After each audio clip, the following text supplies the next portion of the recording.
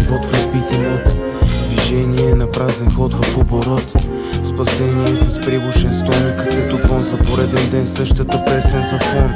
Крепостен дълбок кров, пълен с гняв и отчаяние, несигурност и страх, закърпени в едно съзнание. Наказание за изгнание, скромно събрание за мълчание, стените напомнят за назидание. От оплакване няма нужда, сълзи няма на тая суша. Пуста работа, няма никой в работилницата стара, оставена на хаоса.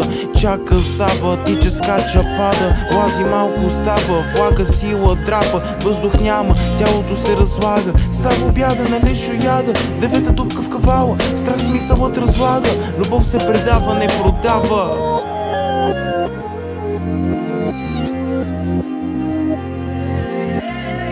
Между мен и теб има разстояние, цяло измерение. Твоите плодове са ложби на съмнение. От мен нямаш обвинение, но виж близкото си обкръжение.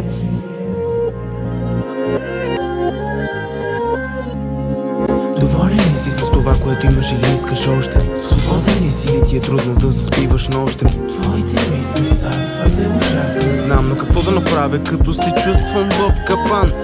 В света на флексибилните ти си скован и въпреки всичко това ти си избран.